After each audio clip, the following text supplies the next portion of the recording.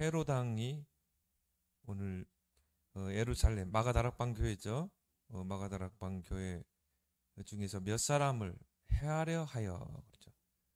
요한의 형제 야고보를 칼로 죽이고 그리고 이제 핍박을 가하고 베드로도 붙잡혀서 감옥에 갇히게 됩니다. 우리가 복음을 전하고 또 여러분이 정말 복음을 위해서 살려고 하면 이런 핍박과 또 이런 환난들이 당연히 존재하게 돼 있습니다. 사단이 분명히 존재하고 있고 또 사단은 이런 물론 불신자를 통해 핍박도 하지만은 또 믿는 자를 통해 이런 종교인들을 통해서 핍박하기도 하죠. 그렇지만 이런 핍박이 왔을 때 또 여러분들이 환난이 왔을 때 또 어려움이 왔을 때 두려워하지 말라. 성경에서는 두려워하지 말라고 말합니다. 그 이유를 분명히 알아야 되겠죠. 그래서 여러분이 나는 올바르게 정말 믿음을 가지고 신앙생활을 하려고 하는데 왜 나에게 이런 어려움이 올까? 왜 나에게 이런 핍박이 올까? 이렇게 생각하면 돼요. 하나님은 다 알고 계신다. 하나님은 다 알고 계신다. 근데요, 우리가 성경의 이런 역사를 통해서 또 인물들 통해서 하나님이 그걸 통해 하나님의 뜻을 이루거든요. 그래서 하나님의 선하신 뜻이 반드시 있게 돼 있어요. 또 하나님은 그걸 통해서 하나님의 계획을 반드시 이루시는 것입니다. 여러분들이 이런 환난을 당한다거나 핍박을 당한다거나 또 여러분이 정말 말 못할 이런 어려움들 분명히 현실에 있거든요. 근데 여러분이 이거를요 잘 해석해야 돼요. 단순히 왜 나에게 하나님 이런 어려움을 주십니까? 이렇게 불평하기보다는 거기에 하나님의 반드시 계획이 있다. 근데 성경에 보니까 예수님께서도 마태복음 5장에서 팔복을 설명하시면서 이 의를 위하여 핍박을 받는 자는 자 복이 있다고 그랬어요. 의를 위하여 핍박을 받는 자가 복이 있다. 여러분 복음 때문에 정말 받는 핍박. 근데 하나님은 그게요 복이라고 말하는 것입니다. 그걸 통해 하나님이 계획을 이루기 때문에 요셉이 막 노예로 감옥으로 가고 했잖아요. 근데 하나님이 그것을 환난을 복으로 하나님 바꾸셨잖아요. 이런 것들 여러분이 잘 해석해야지. 그러지 않으면 여러분들이 그 환난과 어려움 속에서 우리가 낙심하게 되고 좌절하게 되는 것입니다. 또 야고보서 1장에 보면 2절 3절에도 보면 너희가 시험을 환난을 당할 때 또 시험을 당할 때 온전히 기쁘게 여기라. 아니 여러분이 어려움 당하고 환난을 당하면 핍박을 당하면은 힘들어야 되는데 하나님은 성경은 오히려 기쁘게 여기라. 왜요? 이걸 통해서 하나님은 반드시 하나님의 계획을 이루시고 선하시고. 이걸 여러분이 잘 볼 수 있어야 되고 이걸 잘 해석할 수 있어야 돼요. 또 로마서 5장 3절 4절에도 내가 환난 중에서도 즐거워하나니. 어떻게 환난이 오는데 즐거워합니까? 환난은 인내를, 인내는 연단은 소망을 이루라. 하나님이 그걸 통해서요 여러분을 연단시키고 또 강한 믿음으로 세우시고 또 그런 여정을 통해서 하나님의 계획을 이룬다. 소망을 이루려 합니다. 하나님의 계획을 이룬다는 것입니다. 그래서 로마서 8장 28절에도 하나님을 사랑하는 자 곧 그 뜻대로 부르심을 입은 자들에게는 모든 것이 합력하여 모든 것이 합력하여 뭘 이루어요? 선을. 하나님 그걸 통해서 하나님의 계획을 이루시는 것입니다. 그래서 여러분들이 이런 걸 잘 해석하고 여러분에게 있는 그런 나에게 참 문제들, 어려움들 그걸 잘 해석하길 바랍니다. 오늘 본문에 이 초대교회가 정말 그 헤로당이요, 이 사단에게 붙잡혀가지고 교회를 막 핍박하고요. 그래서 교회를 무너뜨리는 방법이 뭡니까? 지도자를 시범 케이스로 죽이는 것입니다. 지금도 그런 일들이 일어나고 있어요. 중국에서도요. 큰 교회라는 목사님 딱 잡아가지고 가둬버리니까 뭐 두 목사를 목사님을 가둬버리니까요. 결국 다 교회가 해산되는 거죠. 그럼 싹 재산 뺏고.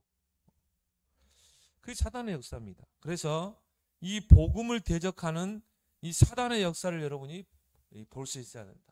사단은 어떤 자입니까? 복음을 대적하는. 이 사단의 역사를 여러분 잘 볼 수 있어요. 여러분이 복음을 가지고 있다. 사단은 어떻게 해서라도 뭡니까? 복음 누리지 못하도록. 어떻게 해서라도 복음 전하지 못하도록. 자꾸 환경을 통해서 속입니다. 근데 여러분이 그런 환경에 속으면 안 된다. 그래서 복음을 대적하는 사단의 역사를 볼 수 있어요. 오늘 본문에 누굽니까? 헤롯. 이 헤롯 왕 속에 사단이 들어가게 된 거죠.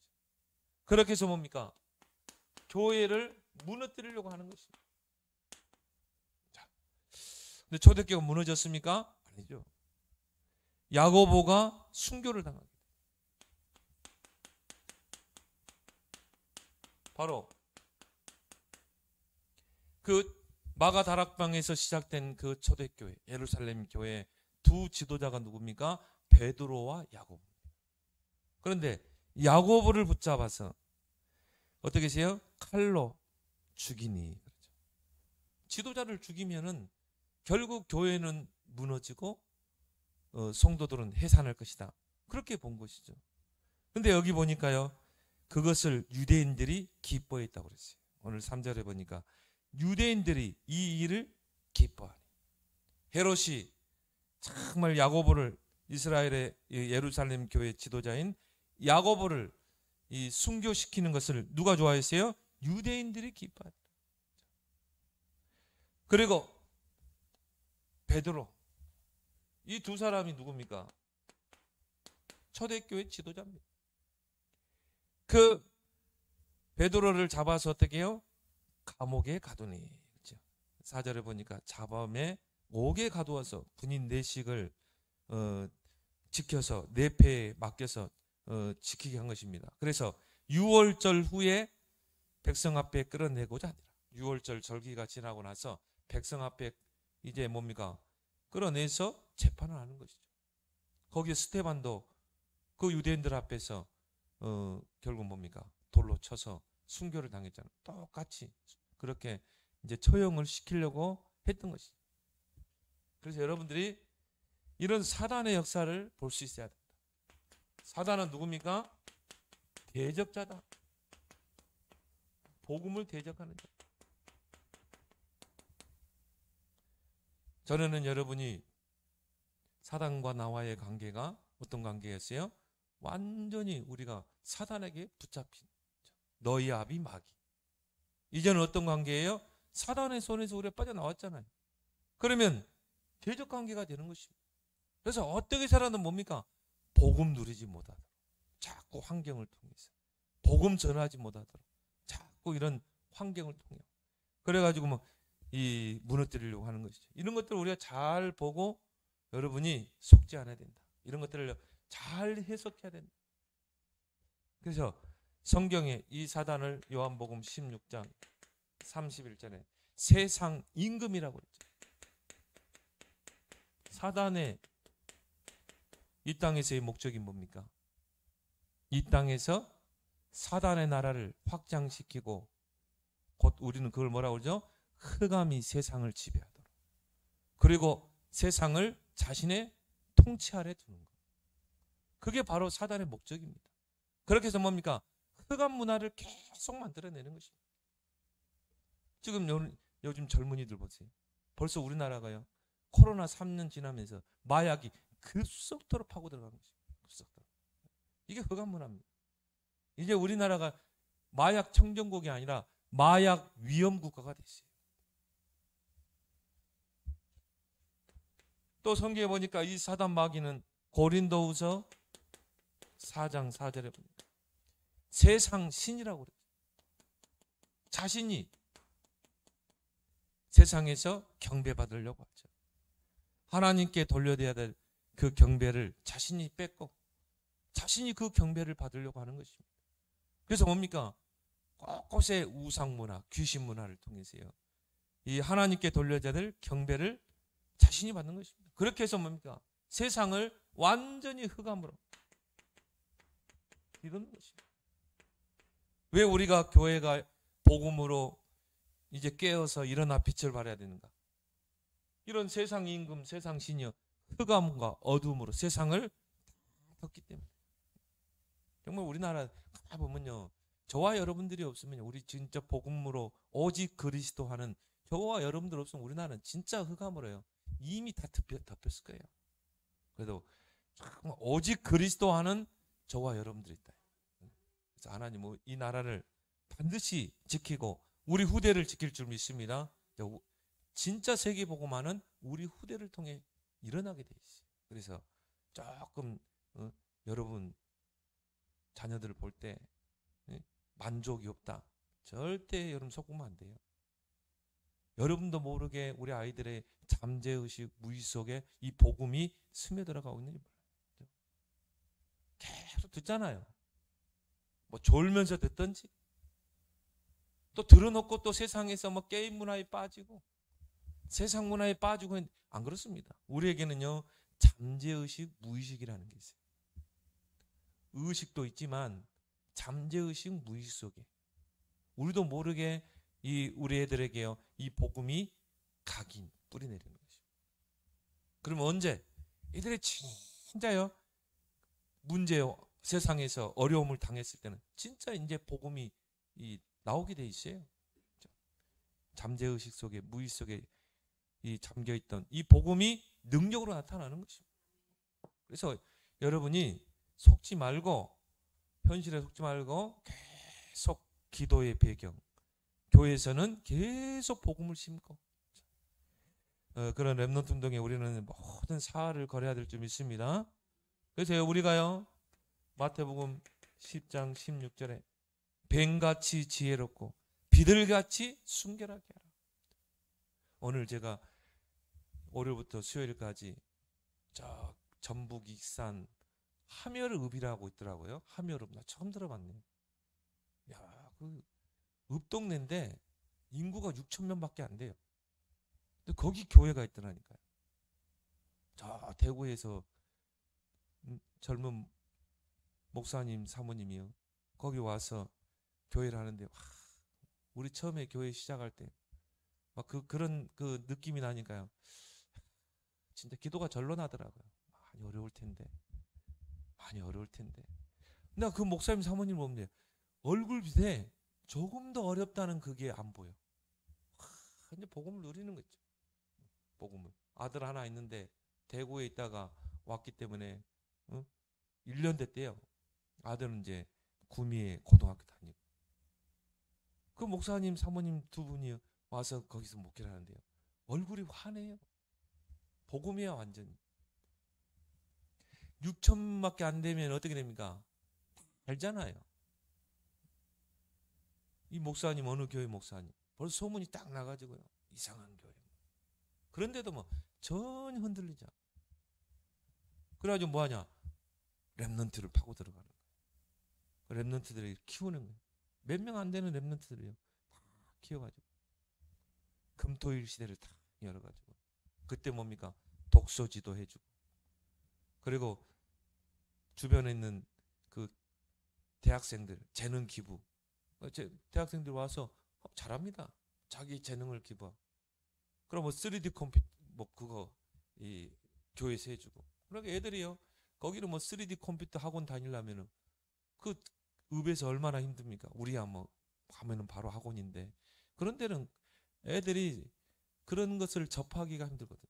근데 대학생들이 와서 재능을 다 기부해 주는 거예요. 그리고 애들이 거기서 이 교회로 몰려드는 것입니다. 아, 이런 것들 우리가 활용해야 되겠구나. 그리고 랩런트들이 딱 크고 찬양팀 딱 해가지고 금요일 날은 또 아예 그냥 이 학교 끝나면 교회 와서 찬양, 랩런트 찬양 몇 명 안 되는데 교회 분위기가 완전 복음, 완전히 랩런트 분위기라.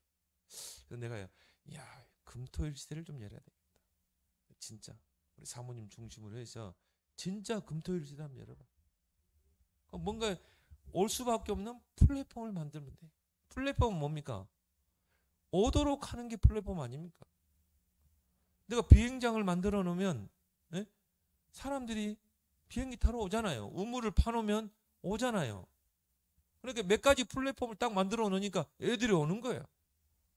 플랫폼을 한 두세 개 만들어 놓고 전단지를 막 이번에 막 전단지 많이 돌렸어요. 왜? 이미 플랫폼이 준비되어 있기 때문에. 그러니까 다 플랫폼, 독서 모임, 3D 이 교육. 그래가지고는 그거를 계속 지역에 돌린다. 그래서 아무리 사단이 역사해도 복음 가진 자를 무너뜨릴 수 없다. 그래서 우리는 뱀같이 지혜롭고 비둘기같이 순결하게 해야 된다.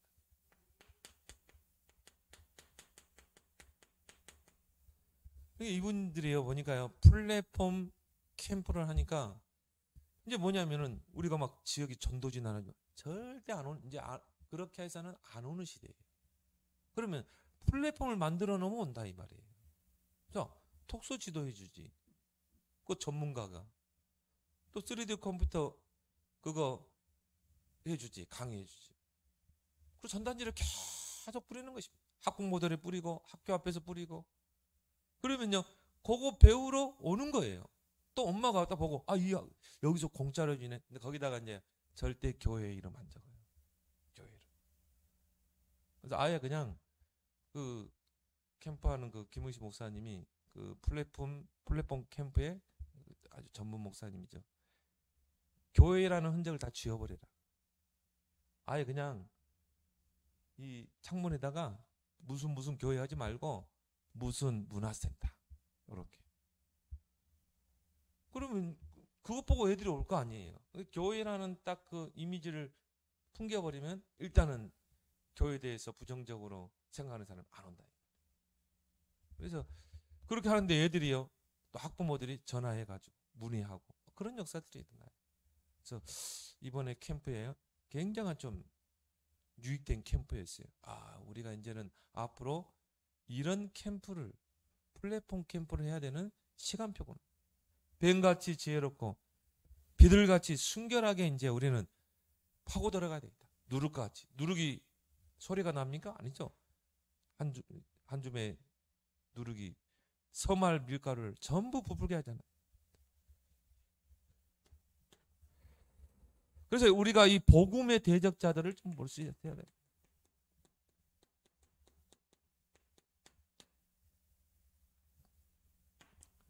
왜 우리가 하나님의 전신갑주를 입어야 됩니까? 7가지 전신갑주. 우리 잘 알잖아요. 확신, 구원의 감격, 믿음의 방패, 검을 들고 무시기도 하고. 왜 그렇게 해야 되는가? 분명히 복음을 대적하는 존재가 있기 때문에. 그래서 정사와 권세와 어둠의 세상 주관, 하늘에 있는 악의 영들과의 싸움이다. 우리의 싸움 뭡니까? 영적인 싸움이. 이 세상 임금, 세상 신, 이 사단 마귀가 세상의 권력자들을, 정치인들을 딱 잡고 있는 것입니다. 그래가지고 뭡니까? 복음을 대적하는, 교회를 무너뜨리는 그런 법을 만들어요. 어떤 목사님은 그래요. 이번 코로나에 문재인 정부에서 거리두기 해가지고 집합금지 명령. 지금까지 그런 적이 없었거든요. 일제가 우리나라를 강탈할 때 물론 신사참배 강요를 했지만 교회에 모이지 말라 그건 안 했거든요. 근데 감히 문재인 정부에서요. 교회 오지 마라 그랬거든요. 그러니까 한국교회가 그걸 저버린 거예요.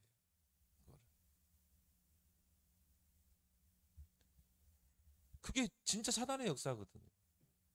교회는 그보다 더 핍박했어도 핍박을 가해도 교회에서 예배는 모였거든요. 그래서 목사님이 그러더라고요. 교회가 코로나 3년 동안에 완전히 사단에게 참패당, 약점을 잡힌 거다. 그럼 앞으로 그런 일이 또 안 일어날 것 같아요? 우리 최은사 목사를 보면서요, 벌금 물어가면서 모였대요. 그럼 얼마 되기도 안 돼요, 벌금도.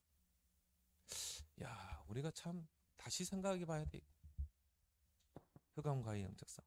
이게 권력자들이 만들어 놓은 거 아니에요. 집합금지명. 아니 무슨 교회에 그런 강압적인 위협을 가할 수 있습니까? 그래서 우리는 이런 권력자들을 놓고 기도해야 된다. 디모데전서 2장 1절 4절에 보니까 왜 우리가 정치 지도자 권력자들을 놓고 기도해야 되는가? 우리가 고요하고 평안한 가운데 신앙생활을 할 수 있어야 됩니다.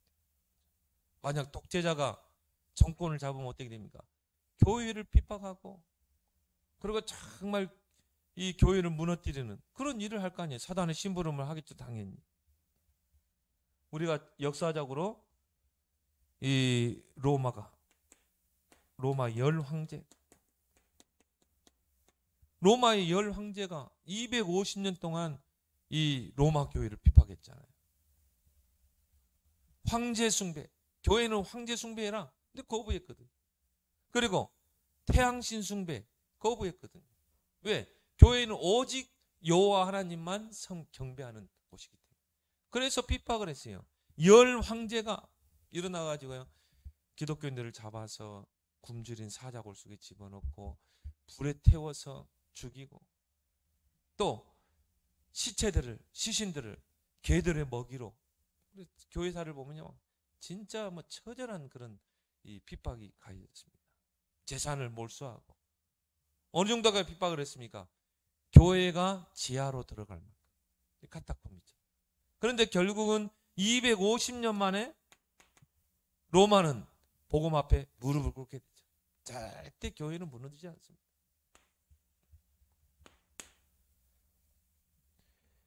그래서 교회는 뭐냐? 기도의 불을 끄지 말아야 됩니다. 교회는요, 기도의 불이 꺼지면 안 돼요. 왜? 사단 마귀가 어떻게 해서라도 교회를 무너뜨리려고 합니다. 그래서 교회는 기도의 불을 끄면 안 된다. 오늘 5절에 보니까요, 자, 야고보는 칼에 맞아서 순교당했죠. 자, 또 한 지도자 베드로는 감옥에 갇혔죠. 5절에 보니까 이에 베드로는 옥에 갇혔고, 교회는 그를 위하여 간절히 하나님께 기도하더라. 교회는 그들을 위하여 간절히 기도하더라. 누구 중심으로? 중직자 중심으로. 그래서 중직자가 있는 것입니다.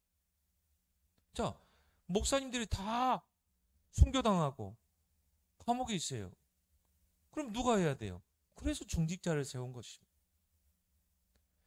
하나님께서 출애굽해가지고 이스라엘 백성이 가나안 땅까지 가는데, 하나님이 가나안 정복의 모든 준비를 광야에서 다 했어요. 12지파 준비했죠. 70인 장로 준비했죠. 12지파 70인 장로가 가나안을 정복해가지고 어떻게 합니까? 이제 그 지역을, 분배한 지역을 점령해야 되거든요. 거기에 70인 장로가 나오잖아요. 예수님도 마찬가지예요. 12사도를 준비하고 70인 중직자를 세우잖아요. 그들이 나중에 초대교회의 구성 멤버가 되잖아요. 자, 두 목사님들이 순교를 당하고 감옥에 갇혔다 이 말이에요. 그러면 중직자가 중심으로 이제 하나 돼야 되는 것입니다. 그래서 교회에 모여서 어떻게 했어요? 교회는 그를 위하여, 누구를? 베드로 목사를 위해서 간절히 하나님께 기도의 불이 꺼지면 안 돼요. 교회. 왜 그렇습니까? 기도로 영적인 싸움을 싸워야 돼요. 이거는 흑암의 역사잖아요. 교회를 무너뜨리려고 하는 사단의 역사잖아요. 그래서 기도로 영적인 싸움을 싸워야 되는 것입니다. 그래서 마가복음 11장 17절에도 내 집은 만민이 기도하는 집이다. 교회는 기도의 불이 꺼지면 안 된다. 만민이 기도하는 집이라. 그래서 야고보서 4장 7절에 마귀를 대적하라. 그러하면 피하리라. 전 교인들이 모여서요. 지역의 흑암과 영적 싸움을 싸워야 돼. 교회는 기도의 불이 꺼지면 안 된다. 그렇게 해서 뭡니까? 복음을 대적하는 지역의 역사는 흑암의 강한 자를 결박해야 되는 것이죠.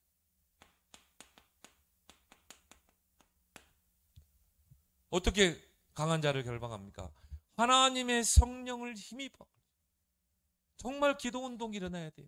귀신을 쫓아내는 것이면 하나님의 나라가 하나님의 성령을 힘입어. 어떻게 하나님의 성령을 힘입을 수 있습니까? 기도할 때. 전 성도들이 기도할 때. 제가 전에 있는 저는 섬기던 그 교회가요. 보니까 지금 교회도 사고 그렇게 했어요. 나는 그 교회를 알거든요. 목사님 좀 인본주의를 쓰기도 하는데요. 기도의 줄을 놓치지 않아요. 그래서 밤에는요, 여전도 회원들이 교회에 모이더라고요.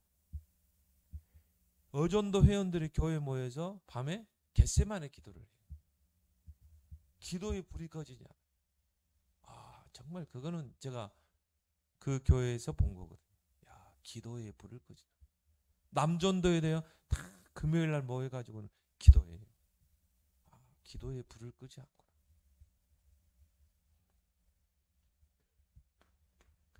에베소서 6장 10절에서 20절. 하나님의 전신갑주 7가지 나오잖아요. 그 속에서 뭡니까? 무시로 성령 안에서 기도. 아무리 우리가 말씀으로 믿음으로 아무리 우리가 무장을 해도 무장한 군인이 잠들어 버리면 안 되잖아요. 그래서 교회는 또 성도들은 24시 기도 속에 있어야 될 줄 믿습니다. 무시로 성령 안에서 기도하고. 그래서 지역을 잡고 있는 흑암과 영적으로 싸워야 돼요. 복음을 대적하는 자들과 영적으로 싸워야 되는 것입니다. 제가 이번에 그 익산시 그 함여읍에 가보니까요. 그 6천 명밖에 안 되는 그 작은 그런 고을인데 다민족들이 굉장히 많이 와 있어요. 와, 저게 한거모장이에요.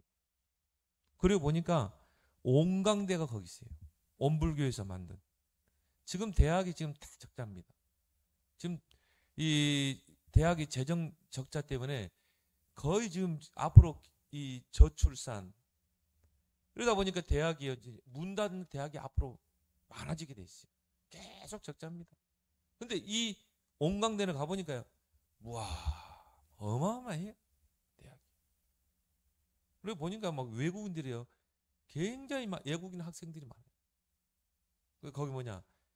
그 원불교가 지역을 완전히 장악하고 있어요.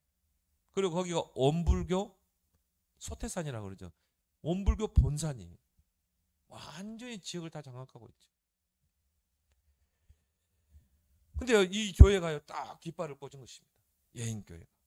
그래서 이번에 딱 캠프를 하는데 완전히 뭐 지역에 우리 총무단 목사님들이 다 모여가지고 지역에서 캠프하고 온강대 다 들어가가지고 계속 캠프하고 그 외국인 학생들에게 유학생들에게 복음 전하고 시스템이 하나 세워졌어요.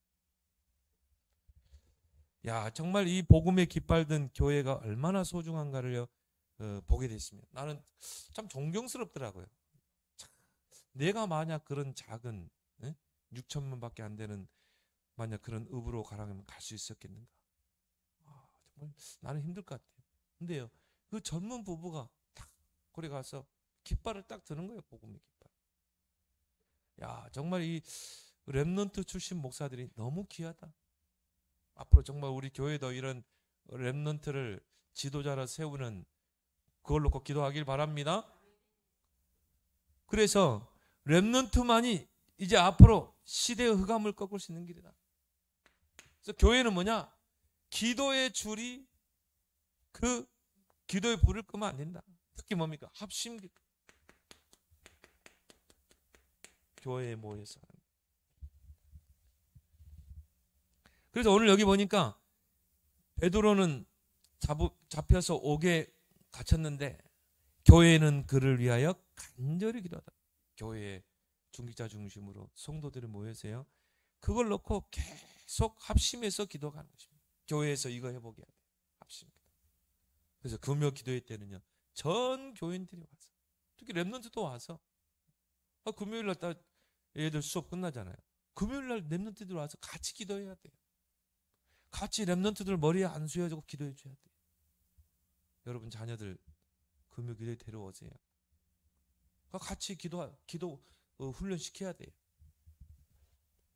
그래서 전 교인들이 합심기도 해보게 된다. 그래서 어느 교회 같은 경우는 릴레이 금식기도. 전 교인들이 릴레이로 금식기도 하고 교회 중요한 기도 제목을 그런 것도 필요합니다. 또 뭡니까? 정오의 기도. 정오가 딱 되면 전 교인들이 정말 기도해라. 그때는요 정말 교회를 놓고 성도들을 놓고 연약한 교인들 렘넌트를 놓고 기도해야 됩니다. 그걸 운동을 좀 우리가 이제 회복하길 바랍니다. 그래서 마태복음 18장 18절에서 20절 두세 사람이 내 이름으로 모이는 곳에 나도 그들 중에 있느니라. 두세 사람. 두세 사람이 이 땅에서 무엇이든지 그랬어요. 무엇이든지. 구하면 시행하리라. 두세 사람이 같은 기도 제목을 가지고 합심해서 기도할 때 거기에 성령이 역사하는 거예요. 합심 기도의 능력이에요. 그래서 내 개인의 삶 속에서 정시기도 누리다가 24시 기도 누리다가 교회에 모여서 함께 합심해서 기도해야 되는 것입니다. 제가요, 정말 하나님 언제 응답하지? 교회가 이쪽으로 사택이 이사하면요, 내가 두 가지 회복하려고 그래요. 새벽 기도, 철학 기도. 진짜 밤에 8시, 9시 나 혼자부터 시작하는 거예요. 기도의 불을 지펴야 되는 것입니다. 교회가 불이 꺼져야 되겠습니까? 교회가 막 불이 확 타올라야 돼요. 막 성령의 바람이 불어야 돼요. 그게 시작입니다. 그죠? 초대교회 시작이 뭐예요? 언약 붙잡고 더불어 마음을 같이 기도하기로 오로지 힘쓰니라. 그것부터 시작돼야 돼요. 그런데 2장에 보니까 어떻게 됐습니까? 오순절날 불과 바람 같은 성령의 역사가 일어났잖아요. 거기에 3,000 제자가 일어났잖아요. 정말 여러분 좀 기도 좀 해주세요. 사택이요. 교회 주위로 와야 돼요. 새벽 기도, 철학 기도 일어나야 돼요.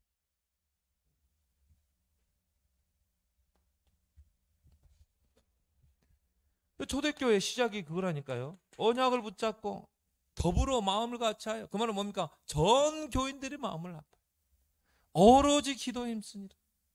기도 운동이 일어난 것입니다. 기도에 막 불길이 타오르는 것입니다. 거기에 하나님이 오순절 절기를 맞춰서 불과 바람 같은 성령의 역사에 일어납니다.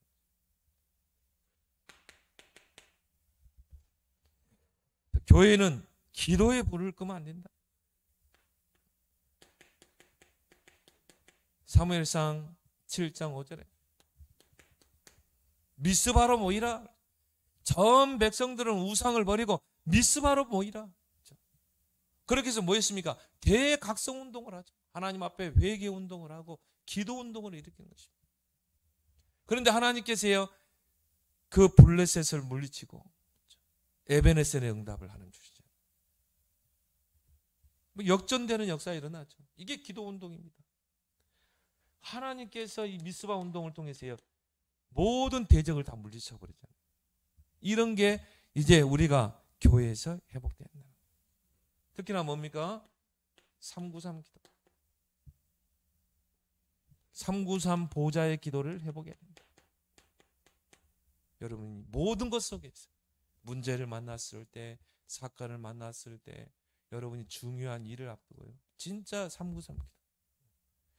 이걸 여러분이 계속하면요, 깊어집니다. 넓어집니다. 모든 것에 적용해서 할 수 있어요. 그리고 이 기도가 내게 사실화되게 되죠. 성삼위 하나님의 능력이, 보좌의 능력이. 그러니까 3시대를 움직일 수밖에 없죠. 성삼위 하나님의 역사. 나에게. 그리고 뭡니까? 이 보호자의 능력이 나의 형상 속에, 영혼 속에, 나의 삶 속에, 나의 일 속에, 거기에서 전무후무한 역사가, 삼시대 살리는 역사가. 삼시대는 뭡니까? 나의 과거, 현재, 미래가 다 살아나는 것입니다. 그리고 나와 교회와 현장이 살아나는 것입니다.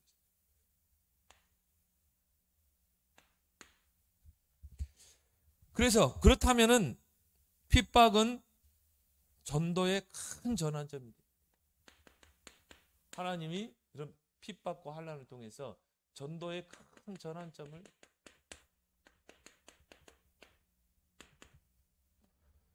자, 이런 핍박들은 확산의 기회다.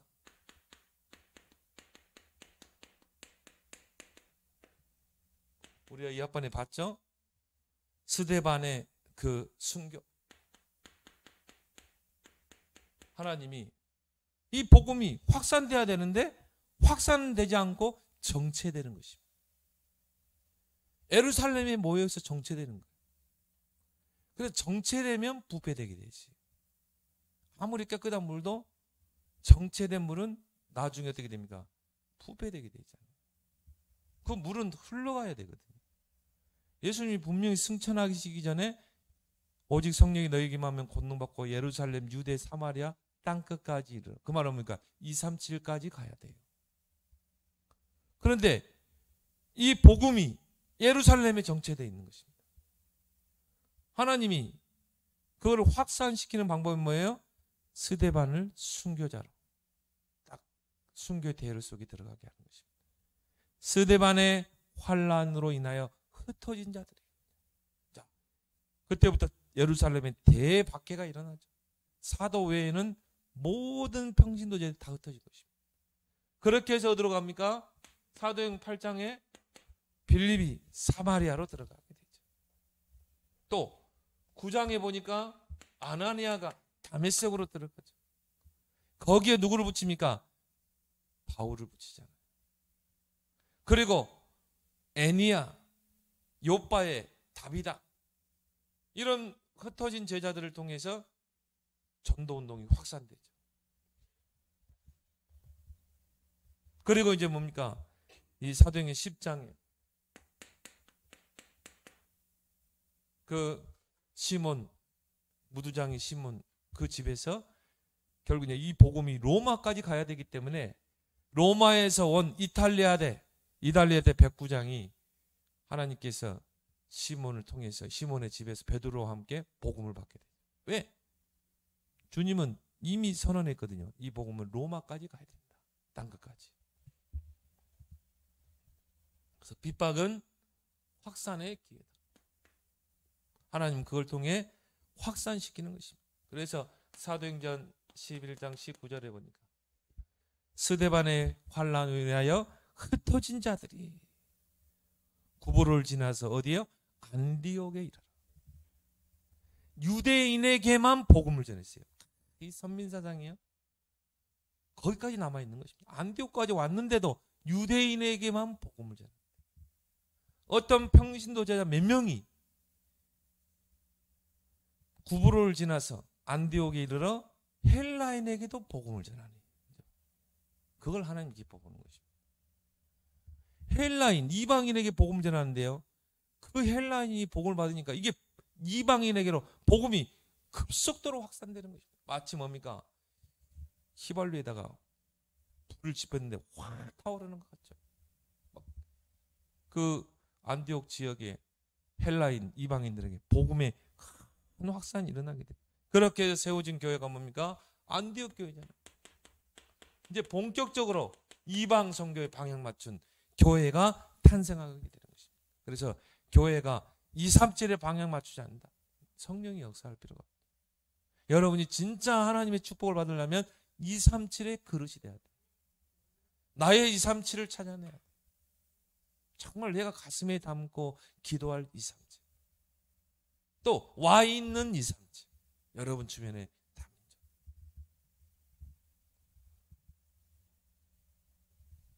이번에도 그 식당에 이렇게 갔는데 이제 우리 총무단 목사님들이 식당에 딱 갔는데요. 베트남 여자가 이렇게 나중에 밥을 먹고 나서 뭡니까? 밥을 이렇게 볶아주더라고. 베트남 여자야. 이제 말 탁 걸었거든요. 종교가 어떻게 되냐? 불교래. 우리는 목사님입니다. 목사님들 이제 캠퍼로 왔다. 당신이 지금 베트남에서 여기까지 뭐하러 왔냐? 돈 벌러 왔대. 자기 돈 벌어 그거 가지고 자녀들이 지금 학교 다니고 그러대. 당신 진짜 불쌍한 거다. 우리는 복음 전하는 전도자다. 그래놓고요, 복음 구원의 길을 탁 전했어요. 영접시키고. 그리고 목사님과 탁 연결시키고. 와 있는 다민족. 그러니까 항상 237을 생각하고 있으니까 나의 237. 오늘도 나의 하루 속에 나의 237을 보게 해주옵시고 나의 237 현장에 문을 열어주옵소서. 그런데 밥 먹으러 갔는데 그 베트남 여자가 밥을 볶아주고 있더라고요. 그러니까 뭐 다 목사님들이 밥을 먹으면서 237이 여기 있네 237. 서로 전하려고. 야, 참 이게 하나님이요 우리 가슴 속에 237을 딱 담겠잖아요. 여러분 주변에 와 있는 237. 잘 주시해서 보길 바랍니다. 놓치면 안 돼요. 그 한 사람이 복음 받으면요. 이달리아대 백부장이 그 베드로를 통해 복음 받았는데 그 백부장이 뭐 하겠어요? 복귀하는 날 저 로마에 가서 복음의 씨를 떨어뜨리겠죠. 그러니까 하나님이 피장 시몬을 딱 준비해 놓는 것입니다. 그래서 망대가 중요한 거예요. 이런 플랫폼 망대를 딱 세워놓으면요 하나님이 이런 이달리아 백부장을 딱 붙이잖아요. 나는 그 밥 볶아주는 그 베트남 사람 똑똑해 보여요. 이게 외국에서 노동자들이요 다 대학 나온 사람. 우리나라에서 처음에 미국 간 사람들 다 대학 나온 사람. 똑똑해요. 제대로 복음만 들어가면요 이 사람들이 베트남 살립니다. 그래서 모든 핍박은 확산의 기회다. 그렇게 해서 핍박 속에서 흩어진 그런 평신도들을 통해서 이방인들에게 복음의 불이 지펴지고 그렇게 세워진 교회가 안디옥 교회인 것입니다. 안디옥 교회가 이방 선교를 하는 이 안디옥 교회에서 선교팀을 파송하자. 하나님이 이 교회를 축복할 수밖에 없어요. 딱 한 팀이 세워져서 예루살렘 교회에서 본 교회에서 하지 못하는 일을 하잖아요. 이제 본격적으로 우리는 이방 선교에 방향을 맞춘다. 그럼 바울과 한 팀을 딱 만들어버려 조직해 버리잖아요. 그러니까 이 안디옥 교회예요. 주의 손이 함께하고 큰 무리가 돌아오고 그리고 뭡니까? 하나님의 은혜가 보이고 지역에 소문나고 그리스도인이나 칭함받게 되고 예루살렘 뿐이 아니라 그 지역에 큰 기근이 생기는데 오히려 안디옥 교회는요 경제가 차고 넘치는 것입니다. 모 교회를 도와줄 만큼 헌금해가지고 도와줬다니까요. 어떻게 보면 그 예루살렘 교회 지교회와 같잖아요. 지교회. 그 지교회가 본교회를 도운 것입니다. 이런 핍박은 갱신의 기회다. 왜 나에게 이런 어려움이 자꾸 오는가? 왜 나에게 이런 핍박이 오는가? 갱신의 기회. 그러니까 이스라엘이 갱신하지 않으니까요. 하나님이 노예로, 포로, 속국. 그러니까 억지로 하나님이 결국은 사명 감당하게, 노예로 가게 해서 사명 감당하게 하는 것입니다.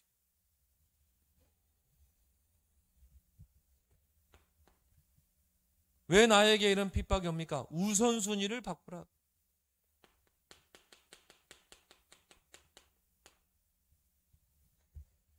우리는 돈 버는 게 목적이 아닙니다. 우리는 뭡니까? 전도자의 삶이 목적이에요.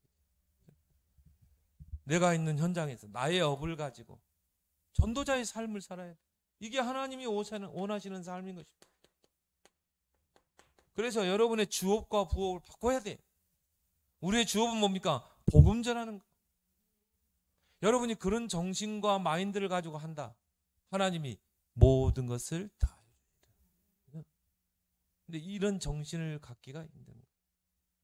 누구 최은선 목사 말대로요. 뭔가 모르는 그 창세기 3장 6장 나의 것 나의 성공 이게 각인 뿌리 체질대로 해가지고 이런 전도자의 삶은 아예 생각을 못하는 것입니다. 근데 여러분이 정말 이 각인 뿌리 체질을 바꿔서 전도자의 삶이 여러분의 각인 뿌리 체질을 내리면 하나님이 모든 것을 더하실 줄 믿습니다. 더하실 수밖에 없어요. 이런 핍박은 뭡니까? 제자를 세울 기회다. 제자를 찾고 세울 기회. 하나님은 반드시 이런 핍박의 때 제자를 세웠어요. 이 핍박 때 제자가 선명하게 드러납니다. 사도행전